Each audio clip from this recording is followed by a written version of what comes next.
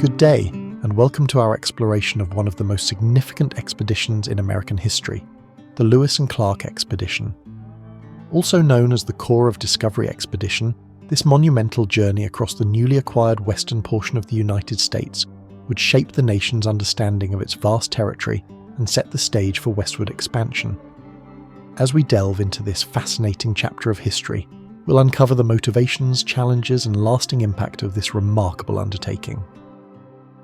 The expedition began in 1804, a mere year after the Louisiana Purchase had dramatically expanded the United States territory.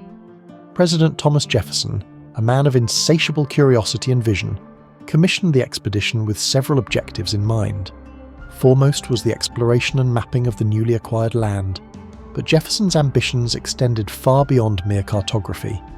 He sought to establish American sovereignty over the indigenous tribes of the region, to assess the economic potential of the land, and to find a practical route across the western half of the continent. All earlier Missouri River travelers had warned of this powerful and aggressive tribe, determined to block free trade on the river. The Sioux were also expecting a retaliatory raid from the Omaha tribe to the south. A recent Sioux raid had killed 75 Omaha men, burned 40 lodges, and taken 4 prisoners.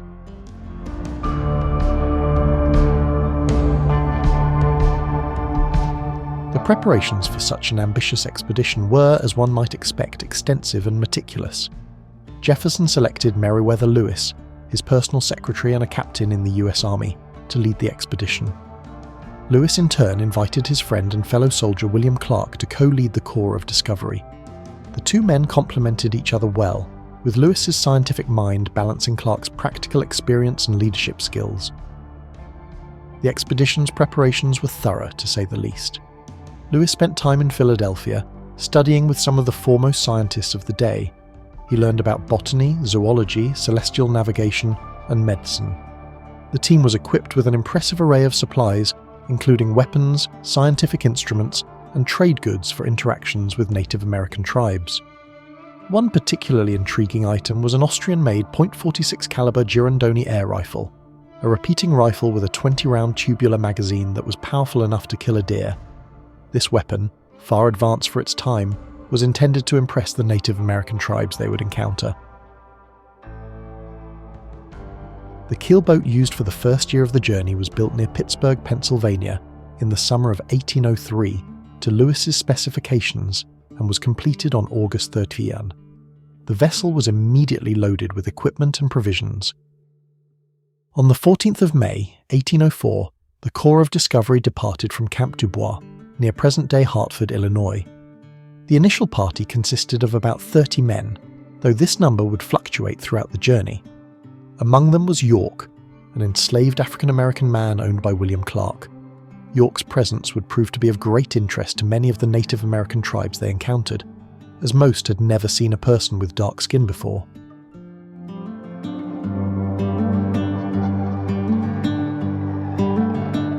As the Corps of Discovery made its way up the Missouri River, they encountered numerous Native American tribes. These interactions were a critical part of the expedition's mission, as Jefferson had instructed Lewis and Clark to establish peaceful relations with the tribes and to assert American sovereignty over the newly acquired territory. The expedition carried with them specially minted Indian peace medals bearing Jefferson's likeness, which they presented to tribal leaders as tokens of friendship and symbols of American authority. One of the most significant and potentially dangerous encounters occurred in September 1804 with the Teton Sioux, also known as the Lakota. The Lakota controlled a vast inland empire and expected gifts from strangers wishing to navigate their rivers or pass through their lands. The encounter was tense from the start, with miscommunication and cultural misunderstandings nearly leading to violence. It was only through a combination of diplomacy, intimidation, and luck that the expedition managed to navigate this precarious situation without bloodshed. Captain Lewis made his first mistake by offering the Sioux chief gifts first, which insulted and angered the partisan chief. Communication was difficult since the expedition's only Sioux language interpreter was Pierre Dorion, who had stayed behind with the other party, and was also involved with diplomatic affairs with another tribe. As the expedition progressed, they encountered many more tribes, including the Mandan, Hidatsa, Shoshone and Nez Perce. Each interaction brought new challenges and opportunities for cultural exchange. The expedition members observed and recorded detailed information about the lifestyles, customs and social structures of these various tribes. It's worth noting that their observations were, of course, filtered through the lens of their own cultural biases and the prevailing attitudes of the time. Nevertheless, their journals provide a valuable, if imperfect, record of these first encounters between the United States and many of the Western tribes.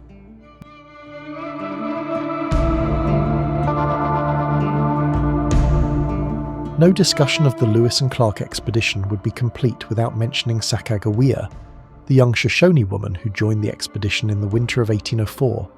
Sacagawea, along with her French-Canadian husband Toussaint Charbonneau, was hired as an interpreter when the expedition wintered with the Mandan tribe. Her presence would prove invaluable to the success of the mission. Sacagawea's contributions to the expedition were multifaceted. Her knowledge of the Shoshone language proved crucial when the expedition needed to acquire horses to cross the Rocky Mountains. Her presence, along with her infant son Jean-Baptiste, also served as a sign of the expedition's peaceful intentions. Many Native American tribes were less suspicious of a group that included a woman and child. Additionally, Sacagawea's knowledge of edible plants and local geography often proved useful during the journey. The sight of a woman and her infant son would have been reassuring to some indigenous nations, and she played an important role in diplomatic relations by talking to chiefs, easing tensions, and giving the impression of a peaceful mission. It's important to note, however, that while Sacagawea's contributions were significant, her role has often been exaggerated in popular culture. She was not, as is sometimes claimed, the primary guide for the expedition. The Corps of Discovery relied on many sources of information and guidance throughout their journey.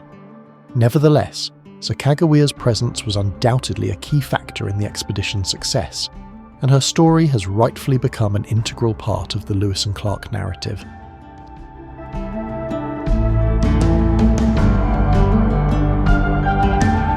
After more than a year and a half of arduous travel, the Lewis and Clark expedition finally reached the Pacific Ocean in November 1805. The sight of the vast expanse of water must have been both exhilarating and relieving for the weary travellers. However, their arrival at the coast did not mark the end of their challenges. The expedition faced a harsh winter on the Pacific coast, struggling with constant rain, illness, and dwindling supplies. The Corps established their winter quarters at Fort Clatsop near present-day Astoria, Oregon. The fort, hastily constructed in December, provided shelter from the relentless rain, but conditions were far from comfortable. The men spent much of their time hunting for food, as game was scarce and their supplies were running low. Despite these hardships, Lewis and Clark used this time productively, compiling their notes and working on maps of the territory they had traversed. During the winter at Fort Clatsop, Lewis committed himself to writing. He filled many pages of his journals with valuable knowledge, mostly about botany, because of the abundant growth and forests that covered that part of the continent. The expedition began their return journey on March 23, 1806. The return trip, while still challenging, was considerably faster than the outbound journey, as they now had knowledge of the route and could travel with the current of the rivers. They arrived back in St. Louis on September 23, 1806, having completed a round trip of over 8,000 miles. Their return was met with great celebration, as many had feared the expedition lost.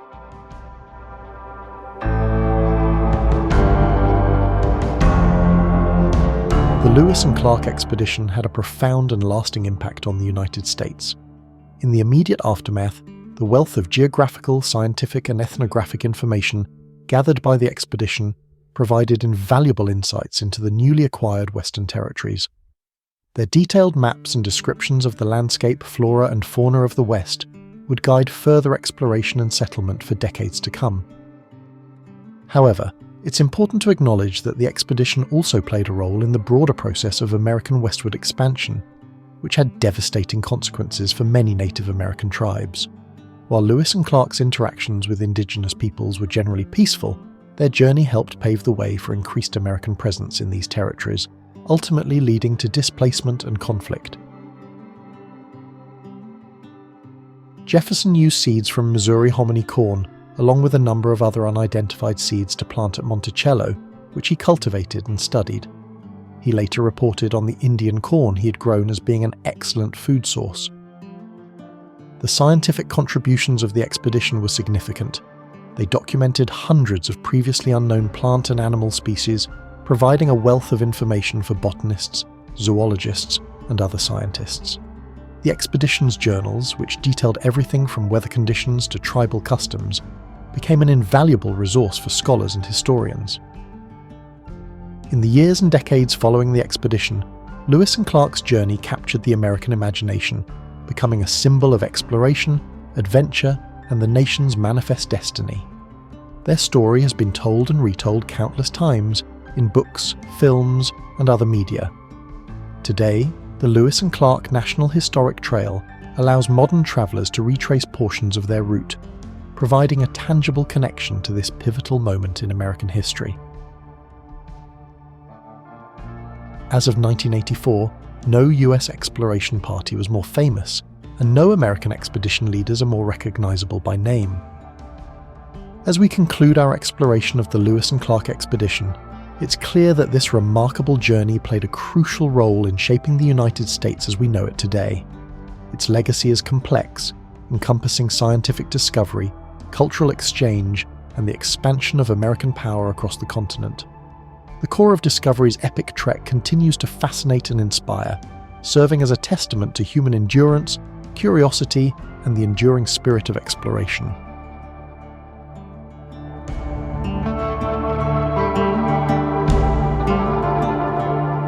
As we've journeyed through the remarkable story of the Lewis and Clark expedition, we've seen how this monumental undertaking shaped the course of American history. From its meticulous preparations to its far-reaching consequences, the core of Discovery's voyage across the continent continues to captivate our imagination and inform our understanding of the nation's past. The expedition's legacy is multifaceted, encompassing scientific discovery, cultural exchange, and territorial expansion. It opened up vast new territories for American settlement, contributed significantly to scientific knowledge, and forever altered the relationship between the United States and the indigenous peoples of the West. While we celebrate the achievements and bravery of Lewis, Clark, and their companions, we must also acknowledge the complex and often tragic consequences of westward expansion for Native American communities. The Corps met their objective of reaching the Pacific, mapping and establishing their presence for a legal claim to the land. They established diplomatic relations and trade with at least 24 indigenous nations. Today, the Lewis and Clark Trail serves as a living monument to this pivotal moment in American history. It allows us to retrace the steps of these intrepid explorers, to stand where they stood, and to reflect on the immense changes that have occurred in the intervening centuries. As we look back on the core of Discovery's journey, we're reminded of the power of human determination, the value of scientific inquiry, and the enduring impact of cross-cultural encounters. The story of Lewis and Clark continues to resonate with us today, offering lessons in leadership, perseverance, and the complexities of cultural interaction. As we face our own challenges and frontiers, whether they be in science, technology, or social progress, we can draw inspiration from the courage and curiosity that drove the core of Discovery across an unknown continent. Their journey reminds us that exploration, in all its forms, has the power to transform not just landscapes, but the very fabric of our society and our understanding of the world around us. The expedition's journals provide a valuable, if imperfect, record of these first encounters between the United States and many of the Western tribes. As we conclude our exploration of this remarkable chapter in American history, I hope you've gained a deeper appreciation for the Lewis and Clark expedition and its enduring significance. The journey of discovery continues, and each of us, in our own way, carries forward the spirit of exploration that drove Lewis, Clark, and their companions across the continent. Thank you for joining me on this historical journey. If you've enjoyed this video, please consider liking, subscribing, and sharing your thoughts in the comments. Your support truly makes a difference and helps shape the content of future episodes. Until next time, keep exploring, keep questioning, and keep pushing the boundaries of knowledge.